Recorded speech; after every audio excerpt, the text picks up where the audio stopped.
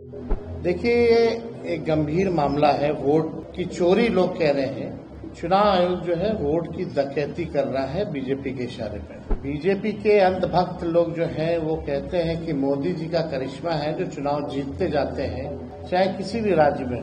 लेकिन सच्चाई ये है कि वोट की डकैती पुरजोर तरीके से हो रही है। जिन लोगों की एसआईआर के बाद मृत्यु लिस्ट में नाम था, उन लोगों को जिंदा जो है अदालत में पेश भी किया गया।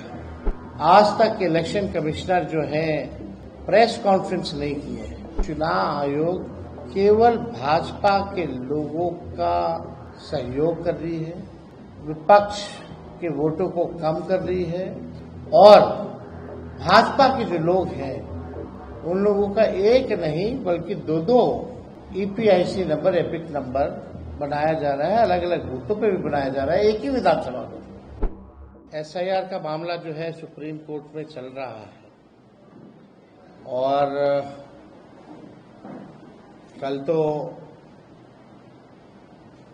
जिन लोगों की एसआईआर के बाद मृत्यु लिस्ट में नाम था, उन लोगों को जिंदा जो है अदालत में पेश भी किया गया।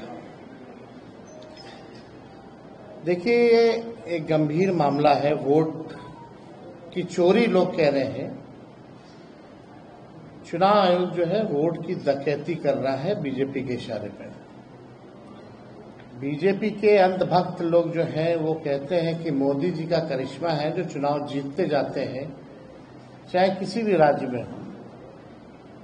लेकिन सच्चाई ये है कि वोट की डकैती पुरजोर तरीके से हो रही है। अब जब खुलासा होने लगा है तो बीजेपी की बोलती बंद है।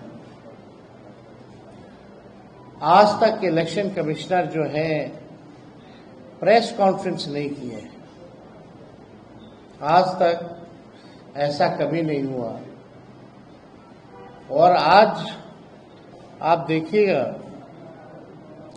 कि कुछ और एसआईआर में जो प्रक्रिया में जो खामियां रही हैं उसको भी हम लोग जो है उजागर करेंगे। लेकिन पहले बीजेपी का एक फॉर्मूला होता था चुनाव हराने का। सीबीआई, ईडी, इनकम टैक्स को लगाया जाता था। जब ये सब बेकार हो गई एजेंसियां तो इलेक्शन कमीशन को जो है आगे जो है किया जा रहा है। वोट की चोरी, वोट की डकैती इलेक्शन कमीशन ने 2020 में भी किया था।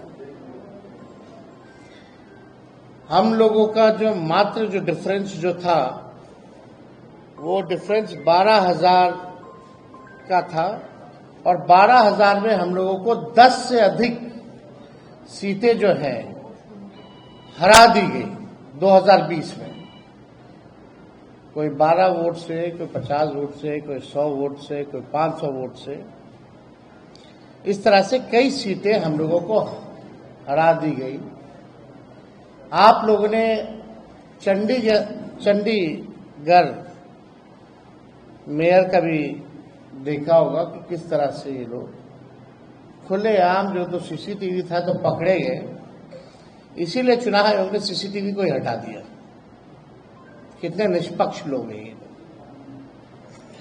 देश की जनता जो है समझती है और आप सब लोगों को सामने पिछले बार डेप्यूटी चीफ मिनिस्टर बिहार के विजय सिन्हा जी का हम लोगों ने, आप कह लीजिए कि चीजें जो है सामने लाई थी, खुलासा कह लीजिए या अपराध कह लीजिए, हमने पहले भी कहा था। लेकिन आज हम ये कहना चाहते हैं कि चुनाव आयोग केवल भाजपा के लोगों का सहयोग कर रही है, विपक्ष के वोटों को कम कर रही है और भाजपा के जो लोग हैं उन लोगों का एक नहीं बल्कि दो ईपीआईसी नंबर, एपिक नंबर बनाया जा रहा है। अलग अलग बूथों पे भी बनाया जा रहा है, एक ही विधानसभा में। अब आपके सामने एक और खुलासा हम लोग जो है करने जा रहे हैं। ये है मुजफ्फरपुर की जो मेयर है, भाजपा की बड़ी नेत्री हैं, जो शायद अभी प्रत्याशी भी होने जा रही हैं। हम चाहेंगे कि अपने ऑपरेटर को कि स्क्रीन पे जो है सामने जो है लाया जाए। इनका नाम है निर्मला देवी, मुजफ्फरपुर की मेयर है निर्मला देवी। निर्मला देवी, इनके एक एपिक आईडी नहीं बल्कि दो एपिक आईडी है, एक ही विधानसभा के, और उम्र में भी अलग अलग है। और माफ कीजिएगा, केवल निर्मला देवी के ही नहीं, निर्मला देवी के 2 देवर हैं, उन दोनों देवर की भी दो एपिक आईडी जो है आपके समक्ष जो है स्क्रीन पे दिखाया जा रहा है।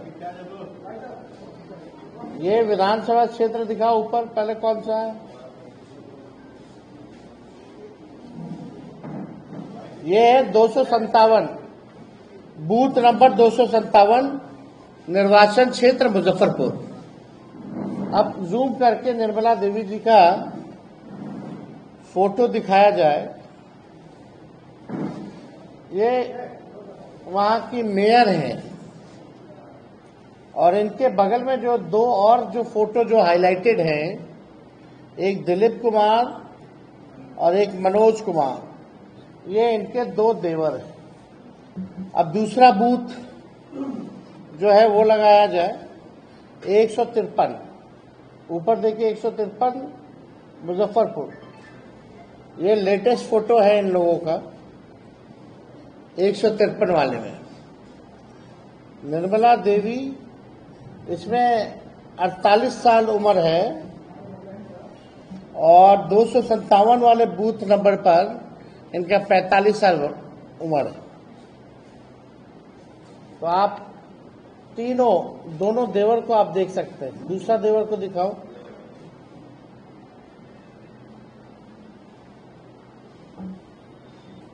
तो आप इनके पिता और ससुर का भी नाम सब कुछ देख सकते हैं।